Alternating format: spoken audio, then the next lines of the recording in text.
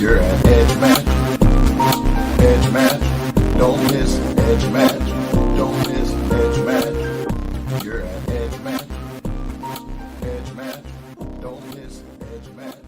Don't miss Edge Match. Hey everybody, welcome to yet another EduLaunch launch. Super excited because today I get to chat with the one and only Kristen Koppers and Brian Costello. Maybe they're the two and only. so welcome. So glad to have you all here. And thanks for joining us. Thank you, Sarah. I'm glad to be here. Yeah, thanks. It's nice to get to talk to you again. It's been a while. Yeah, absolutely. Yeah, it's great to connect with y'all, like be it virtually, face to face, what have you. Just really love connecting with both of y'all. So you both have already been EduLaunch authors and have already launched works. So, a lot of our audience already knows you, but for those who don't, then please tell us more about yourselves. I'll let you go first, Kristen. Thanks, Ryan. My name is Kristen Koppers. I'm a national board certified teacher. I have a degree in administration, a degree in English, or a master's degree in English and administration. I've been an educator for 20 years. I've been 17 years in the same school district. And, just going with everyone else. And this year I've started a new political field. So you'll probably be seeing that on Twitter, where I'm going to feel like I have a purpose to do something different, but it's still in education. So I'm excited for that, and definitely excited for the book to come out. Absolutely. Thank you so much. And Brian, how about you? Yeah, so I'm Brian Costello. I've been in education for over 15 years. I've worked with kids at almost every grade level throughout my career, which has been just been a lot of fun. I had the chance to kind of kick things off with EduLaunch way back when we got started with the books. I set out on book number 2, and it was kind of a real personal story about my own journey through education and the journey of other people, and then.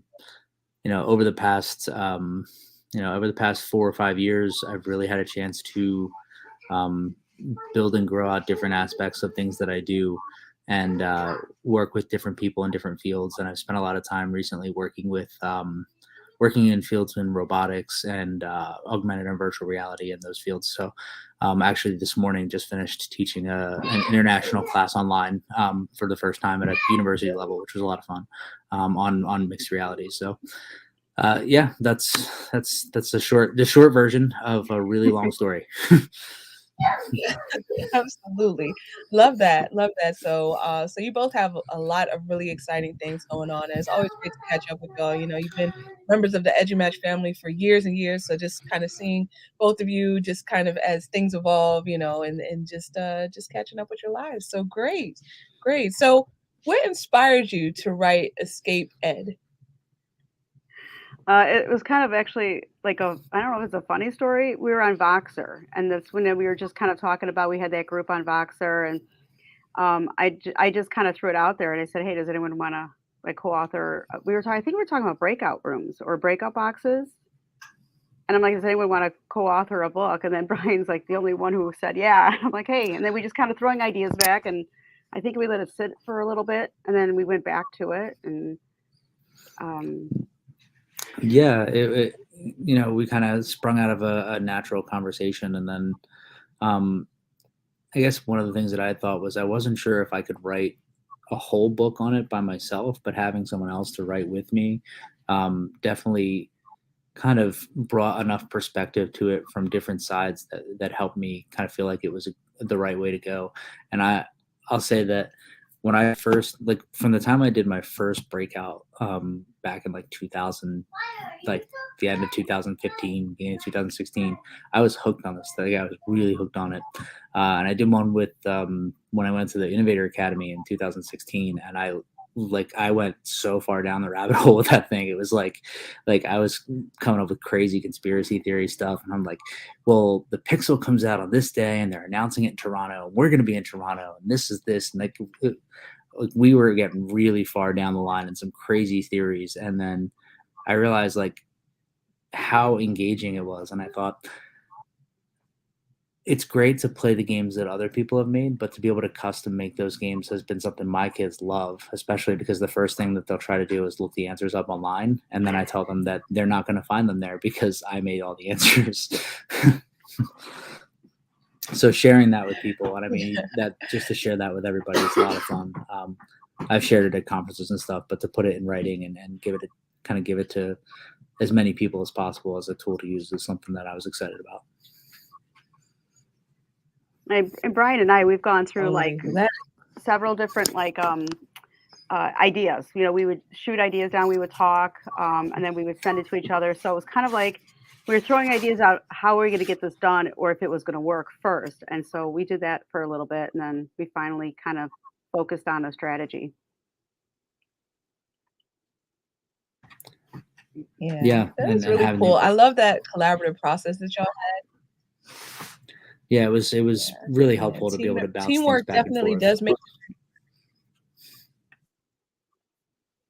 Yeah, totally. Well, that is really cool. So why? Let me ask y'all this, and you kind of touched upon this a little bit. Why is the subject matter of the book important to you?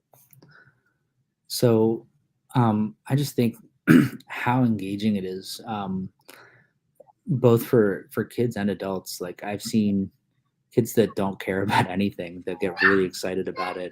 I've seen kids that struggle with regular classroom stuff that get really into this and really focus on learning things. I watched a group of 7th graders work on fractions for an hour straight and then asked me if I could come and do the same thing at their birthday party. Like, like when does a 7th grade boy invite his teacher to come teach fractions at his birthday party? Like, I mean, that's how much kids get into this stuff. And then by the same token, I've done these for ed camps, and I actually did it for way back when Hadley Ferguson was in charge of ed camp. I did one for her, and she bought it and like loved it. And like adults, kids, everybody who do these, they get this great level of engagement that they can't wait to be involved in it. And there's even people who think they're not going to like it. I remember I had one of the friends I would do the ed camp with. She's like, I don't like this stuff. I don't really go for it.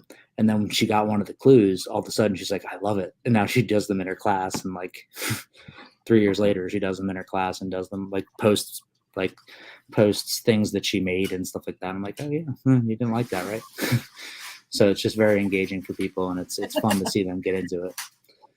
Yeah, just like Brian said, I was actually one of those teachers that was just like, I don't want to do games. I teach high school. Like I want to have rigor, you know, and the fact is, like, I've done escape rooms. Like my son at the time, he was like 6. He was doing escape rooms with us, you know, and he would go get things, and he really liked it. So I'm like, okay, you know, I'll take a look at it. And then I'm like, no.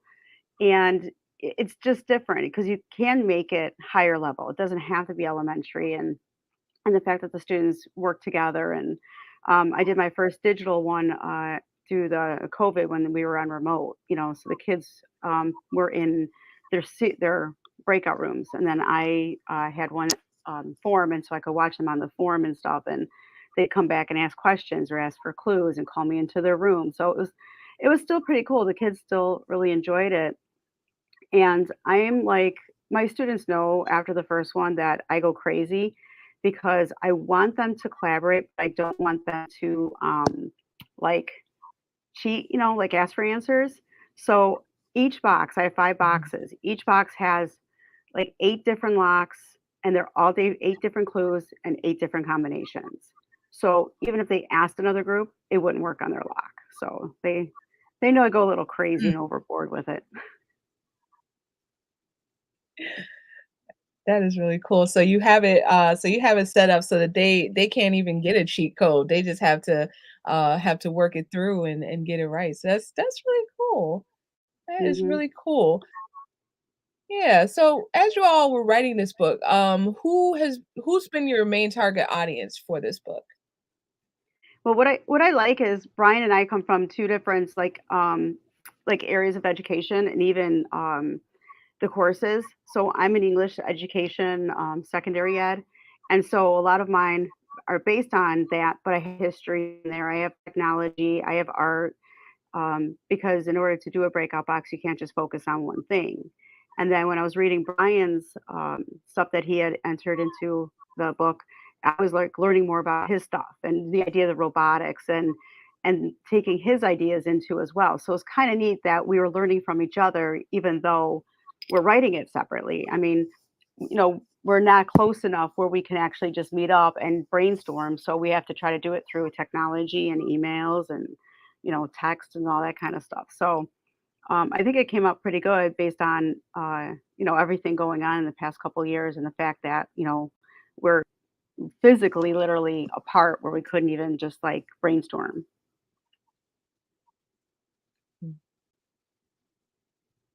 Oh, Brian, we lost your audio.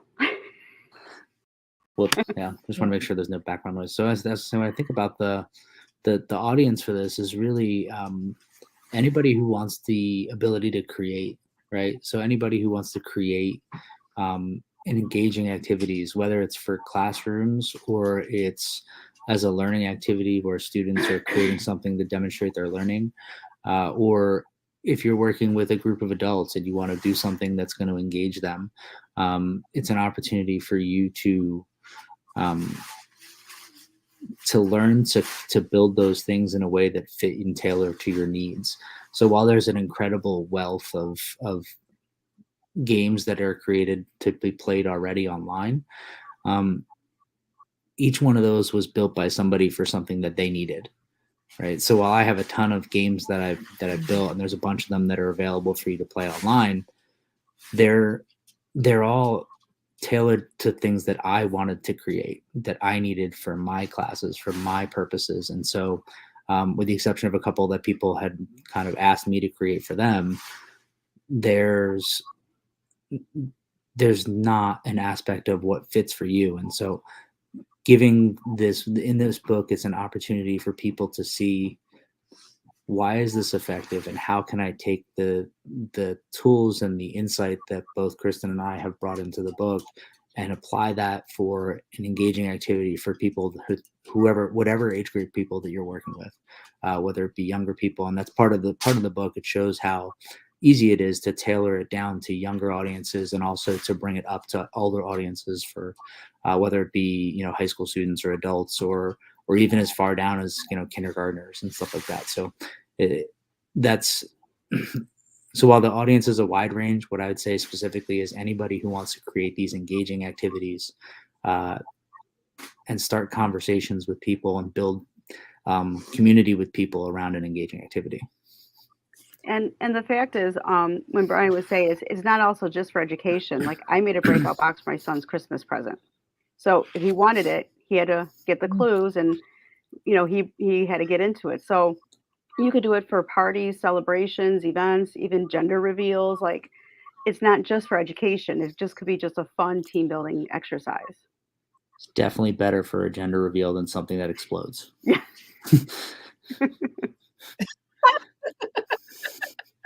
Yeah, totally. So your book is really universal and so many people can get a lot out of it. So the final question that we're going to talk about today is, what other resources do you suggest for readers, and also where can they find you? Well, we worked with the creators of Breakout EDU. We've talked to them. So we definitely will, recommend them to go there because you can get like a 2-week trial. There's different pre-made breakouts on there. They have all the stuff for it. It's also included in the book. They're definitely willing to help if you ever need any emails to them. So definitely go to Breakout EDU. I mean, they're great people who worked with us in writing the book. And I just went to like other stores, like even like the Dollar General or Walmart to pick up some extra things. Sometimes you can put candy in there. It's you work with people on it. I don't know. What do you think, Brian? I mean, yeah, I definitely want to give a quick shout out to the creators of people at Breakout EDU because they've been really supportive of this project ever since we started it, and really very willing to work with us. And while the book does talk a bit about the content that's there at Breakout EDU and the specific stuff that they've created, it talks about a lot more as well. one of the things that I would say is a good place to, if you're trying to create new puzzles or new games, is to play them. The more you play, the more your mind starts to get into the aspect of how do these things work? How do they function? There's a free online site for games that's it's a Breakout digital sandbox. I think that's still active, and you can get to that. Where games, it must still be active, because some of the games that I made like 4 years ago are still getting. I still get email responses from kids saying, "How, like, give me access to this Google Sheet." But especially around the holidays, I have one that was made for Frosty the Snowman that I just made for fun one time, and I get every year in December I get like 100 emails asking for requests for this, or how do you get the answer to this one. So play games, play them with your kids, play them with your friends, try them out.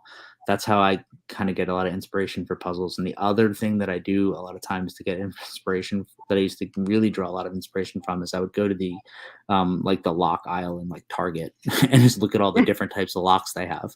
And if they have something interesting or weird, like I got one that was a date and you had to put the date in, and then I started incorporating dates into my, like, the actual lock had it's called a birthday lock, and you put the date on, like the actual date, year, month, and day. And that gave me a chance to start coming up with new ideas for puzzles. Things that you hide objects in, like there's a bunch of examples of this in the book, but like puzzle boxes and hollow backed clocks, and anywhere you'd probably try to hide the keys for your house if you're trying to leave a spare set somewhere, is usually a great tool to incorporate and throw in there. So there's a lot of fun things that you can do to kind of get inspiration and learn to incorporate new different things to make it more fun. But I guess that what I would leave people with is there's no bad way to start it. And in the book, you see an example of my first game, and it's terrible. It's really bad. But the kids loved it anyway, right? And as I got better at it, they got better at it, and then we kind of grew together. So play games and try it out. I think that's the best way to really get started. And even if you just use like a regular game that you play, like a board game, sometimes ideas just come in your head when you're playing like Monopoly or something like that. It's just, you just think of something, and like Brian said, I'll walk through aisles at a store and be like, this might be able to be used in a box sometime, or an idea. So it's just like they can come from anywhere. And then definitely try escape rooms. I've done that, and I've looked at ideas that I could use, where to hide things and how to decode it. So they're just everywhere. You just got to look. Yeah, absolutely. Totally. Absolutely. Well, definitely wanted to thank you both for coming on today and telling us all about your amazing book, Escape Ed. So you can find Kristen at Mrs._Koppers and Brian at BT Costello 05 on Twitter, 05, I should say, on Twitter. You can also find the book, as for those of you who are watching us, then you'll see that you can just email me at edumatchbooks@edumatchers.org if you want to get a bulk discount. So just buy 10 or more copies and you get a discount off of the set. So this is perfect for book studies, things of that nature. You can also find it on Amazon, Barnes & Noble, as well as edumatchpublishing.com. So I wanted to thank you both again so much for coming on today, and thank you for all of the work that you do for educators everywhere. So everybody, thanks for watching, and hope that everyone has a great one. So thanks again, y'all. Yeah, thank you, Sarah, for having us. Bye. Thanks, Sarah. Thanks, y'all. It's Edge Match. Edge Match. It's Edge Match. You're at Edge Match. Edge Match.